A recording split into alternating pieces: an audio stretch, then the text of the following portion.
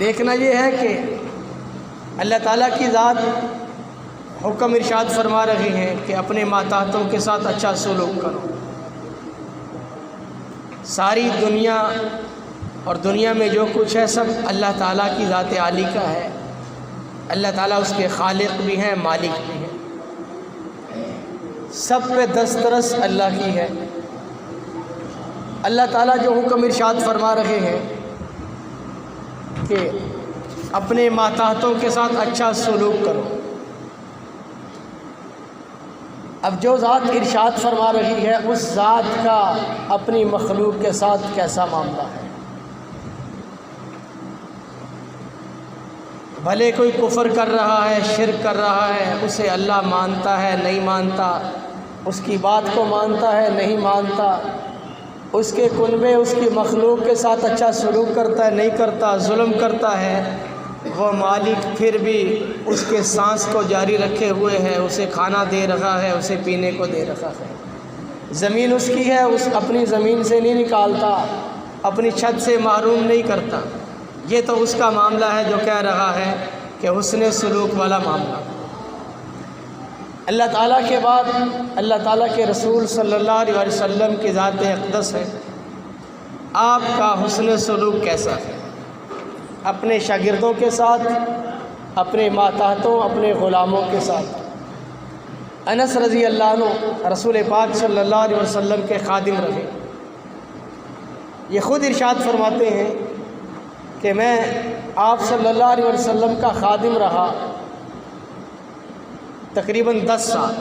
فرماتے ہیں کبھی یہ نہیں کہا لما فعلتا، تو نے یہ کیوں کیا، اور کبھی یوں نہیں کہا کہ تو نے یہ کیوں نہیں کیا۔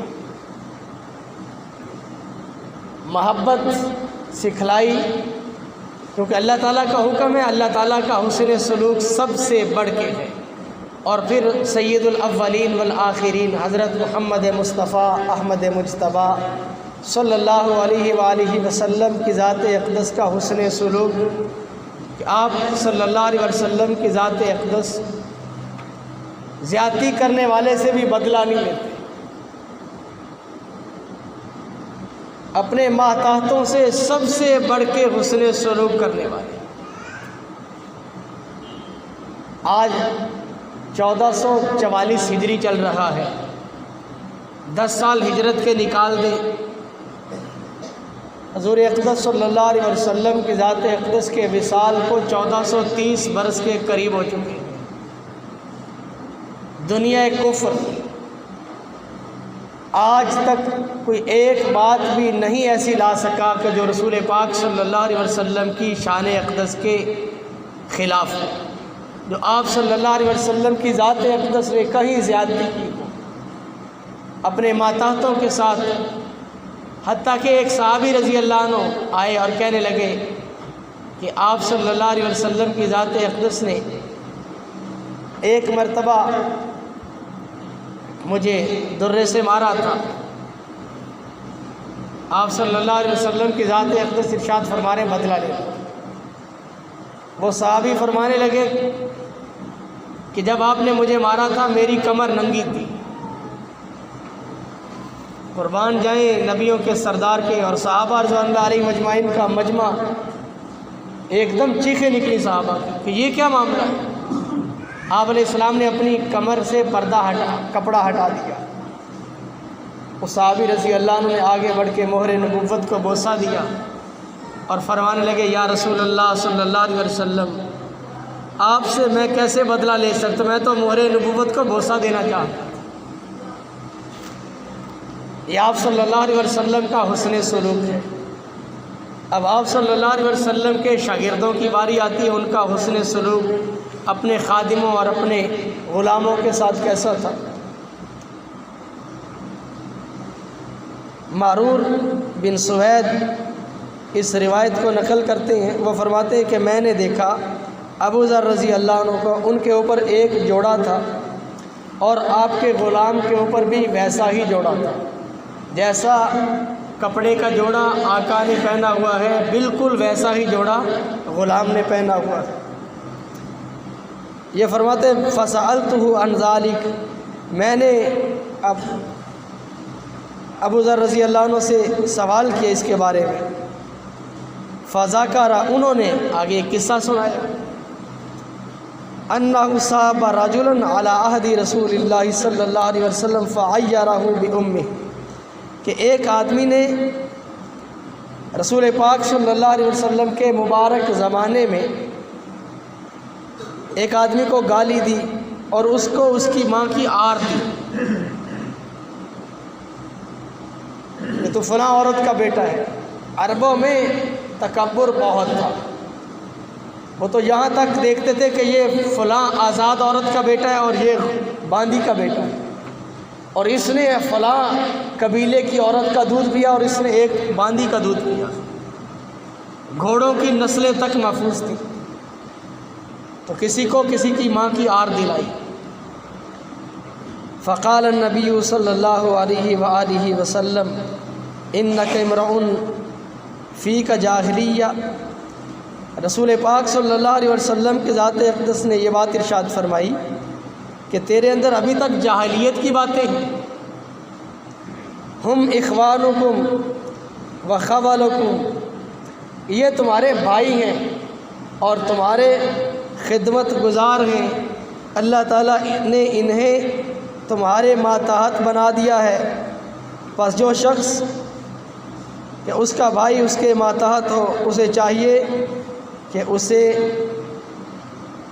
اس چیز میں سے کھلائے جو وہ اس کے لیے تیار کر کے لا رکھا ہے، اور اسے وہ پہنائے جو وہ خود پہنے، اور ان کو ایسے کام کی تکلیف نہ دے جو انہیں مشقت میں ڈال دے، اگر انہیں تکلیف دے کسی مشقت کے کام کی تو پھر اس میں اس کی مدد بھی کرے۔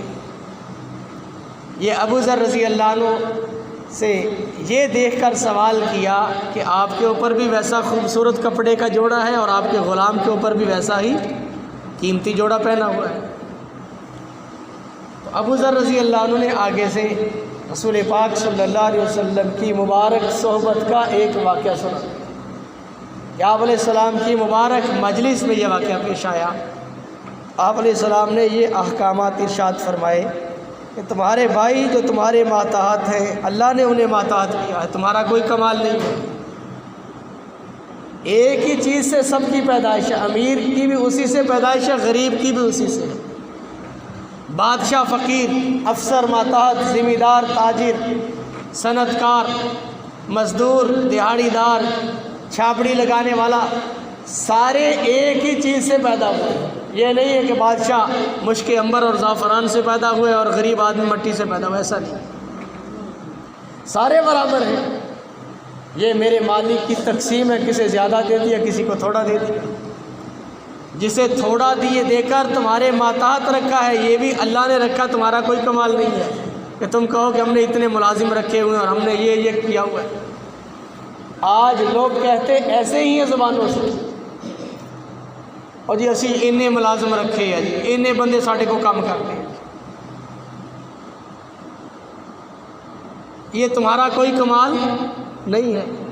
آج اللہ اگر رسی کو کھینچ لے، وہی لوگ جن کے کارخانے چلتے تھے یہی ساہیوال شہر میں، جو 60 کی دہائی میں جو لوگ ساہیوال میں کاٹن کا ریٹ نکالا کرتے تھے، بڑے سرمایہ دار تھے، آج ان کے پوتے آج رکشے چلا رہے ہیں۔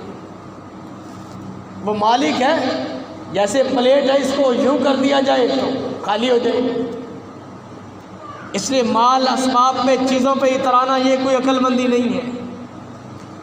کبھی اللہ تعالیٰ لے کے آزماتے ہیں اور کبھی دے کے آزماتے ہیں۔ تو اس لیے جو اللہ نے تمہارے ماتحت کر دیے وہ تمہارے بھائی ہیں، یہ رسول پاک صلی اللہ علیہ وسلم کی ذات اقدس ارشاد فرما رہے ہیں، ہم اخوانکم، یہ تمہارے بھائی ہیں اور اللہ تعالیٰ نے انہیں تمہارے ماتحت کر دیا ہے۔ جس کا کوئی ماتحت ہو اور وہ اس کے لیے کھانا لائے، اس کو چاہیے کہ اس میں سے اسے کھلائے، اور اس کو چاہیے کہ جو خود پہنے وہ اس کو پہنائے۔ دوسری روایت میں ابو ہریرہ رضی اللہ عنہ سے روایت ہے، فرماتے ہیں اذا آتا احدکم خادمہ بطعام، جب تمہارا کوئی خادم تمہارے لیے کھانا لائے، فَإِن لَّمْ يُجْلِسْ مَعَهُ، اگر تم اسے اپنے ساتھ بٹھا نہیں سکتے، آر محسوس کرتے ہیں کہ اپنے ساتھ بٹھا کے کھلائیں، اول تو ہونا یہی چاہیے کہ جو خادم ہے آپ کا، جو آپ کا ملازم ہے، وہ آپ کے ساتھ بیٹھ کے کھانا کھائے۔ آپ کے اسٹیٹس میں، مرتبے میں کوئی فرق نہیں آئے گا، یہ آپ کی طرف سے تواضع ہوگی، عاجزی ہوگی، مالک آپ کو اونچا کر دے گا۔ من تواضع للہ رفعہ اللہ، جو تواضع اختیار کرتا ہے اللہ کے لیے، اللہ اسے بلند کر دیتے ہیں۔ ومن کبر، اور جو تکبر کرتا ہے، وضعہ اللہ، اللہ اسے گرا دیتے، نیچا کر دیتے۔ خادم تمہارے لیے کھانا لائے، اگر تم اسے اپنے ساتھ بٹھا نہیں سکتے، فَلْيُنَاوِلْهُ لُقْمَةً أَوْ لُقْمَتَيْنِ، چاہیے کہ اسے ایک لقمہ یا دو لقمے دے دیں، اس لیے کہ اس نے یہ جو گرمی کی مشقت برداشت کی ہے تمہارے لیے، اس کے لیے اسے کچھ نہ کچھ کھانے کو دے دیا جائے۔ لیکن یہ اگر اپنے ملازم کو، اپنے خادم کو کھانے کے لیے کچھ دینا ہے تو پہلے دینا ہے، یہ نہیں کہ خود کھا لیا سارا کچھ، جو بچ گیا انہیں دے دیا۔ یہ تحقیر ہے، یہ ذلت آمیز سلوک ہے جو ہمارے ہاں چل رہا ہے۔ جو بچ گیا، بچا کچا مہمانوں کا اکٹھا کر کے اس کو دے دیا۔ یہ رسول پاک صلی اللہ علیہ وسلم کی ذات اقدس کی تربیت ہے، آپ کے صحابہ کے یہ اعمال ہیں۔ یہ تو اس دور کی بات ہے۔ اس قریب زمانے میں سید انور شاہ صاحب کشمیری رحمۃ اللہ علیہ ختم نبوت کی تحریک کے امام تھے، سرخیل تھے، بہاولپور میں ہندوستان سے آ کے انگریز جج کے سامنے مقدمہ لڑا، اور کتابیں ایسے یاد تھیں، قادیانی نے کھڑے ہو کے عبارت پڑھی، اس نے کچھ حصہ چھوڑ دیا، فرمانے لگے یہ کتاب میں نے 35 سال پہلے دیکھی تھی، اس میں یہ لفظ اس نے چھوڑ دیے ہیں، یہ یا تو پوری عبارت پڑھے یا کتاب مجھے دے، میں پڑھ کے دے دے۔ اتنا حافظہ کمال تھا۔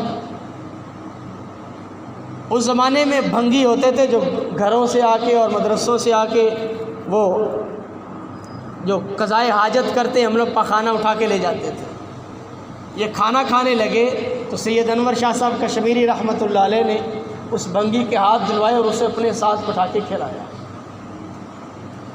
جسے لوگ حقارت کی نگاہ سے دیکھتے ہیں انہیں ساتھ بٹھا کے کھلا رہے ہیں۔ اس نے یہ کھانا کھایا بیٹھ کے، گھر گیا، اپنے خاندان کو لایا، مسلمان ہو، فرمانے لگا، کہنے لگا وہ عیسائی جو مسلمان ہوا کہ جب سنا تھا کہ آپ کے نبی حضرت محمد صلی اللہ علیہ وسلم کے اخلاق ایسے ہیں، جب آپ کے ماننے والوں کے اخلاق ہیں تو ان کے کیسے ہوں؟ یہ حضور علیہ السلام کی ادائیں اور آپ کی مبارک زندگی ہے، جس نے اپنایا اللہ نے اس کے انوارات وہیں دکھا دیے۔ اس لیے ہم بھی اپنے ماتحتوں، اپنے خادموں، اپنے ملازموں کے ساتھ اچھے سے اچھا سلوک کریں، اور اگر وہ آپ کے پاس آ کے کام کر رہے ہیں تو یہ اللہ پاک کی نعمت سمجھیں، اس پہ اترائیں نہیں، اکڑے نہیں، اپنے آپ کو بڑا نہ سمجھیں۔ یہ تو اللہ تعالیٰ نے انہیں تمہارے ماتحت کر دیا، تمہیں چند ٹھیکرے زیادہ دے دیے۔ اگر اللہ تعالیٰ یہی ٹھیکرے تم سے چھین کے کسی اور کو دے دے، اور زمانے نے دیکھا ہے وہ صحابی جن عورتوں کے غلام تھے، انہی صحابہ کو اللہ نے ان عورتوں کا آقا بنایا، انہیں ان کا غلام بنایا۔ یہ وقت پلٹتے کبھی وقت نہیں لگتا، آج کچھ ہے کل کو کچھ ہو جائے۔ وقت کے گورنر ان کی اولادیں دمشق کی جامع مسجد کے سامنے بھیک مانگتے دیکھے لوگوں، یہ اللہ کا نظام ہے۔ اس لیے اللہ تعالیٰ نے جو دے رکھا ہے اس پہ شکر ہو، زبان سے، دل سے بھی شکر ہو، اس پہ کبھی اکڑے نہیں، کبھی تکبر نہ کریں۔ بس اوقات دیکھنے میں آتا ہے گاڑی والا جب گاڑی پہ جاتا ہے تو وہ پیدل کو اور سائیکل والے کو، موٹر سائیکل والے کو انسان نہیں سمجھتا، شیشہ نیچے کر کے اس کو 2-4 سنا دیتا کہ میں گاڑی میں بیٹھا ہوں۔ ہو سکتا ہے کہ وہ تجھ سے کہیں زیادہ افضل ہو اللہ کی بارگاہ۔ ایک یہاں سائیوال میں شیخ ہے، بڑا آدمی، اس کا بیٹا جوان ہے، اس کا بیٹا کہتا ہے مجھے بڑا مزہ آتا ہے جب پانی کھڑا ہو تو پانی میں سے گاڑی گزارو۔ عقل نہیں بازوں میں ہوتی۔ پانی ہے یا مٹی ہے، اس میں سے آہستہ سے گزرو گے تو پیچھے آنے والوں کے اوپر مٹی نہیں پڑے گی، کسی کے اوپر چھینٹے نہیں پڑے گی۔ بڑی بدتمیزی والی بات ہے، خود گزر رہے اور پیچھے جتنے آ رہے ہیں ان کی بد دعائیں لے رہے ہیں، ان پہ مٹی پڑ رہی ہے۔ اللہ نے سواری دی ہے، اللہ نے دولت دی ہے، تو اللہ تعالیٰ سے مانگے اللہ عقل بھی دے دے۔ عقل نہ ہو تو یہ بڑی نقصان دہ بات ہے۔ اللہ تعالیٰ ہم سب کو دین متین پہ صحیح سے چلنے کی، عمل کرنے کی توفیق نصیب فرمائے۔ وآخر دعوانا ان الحمد۔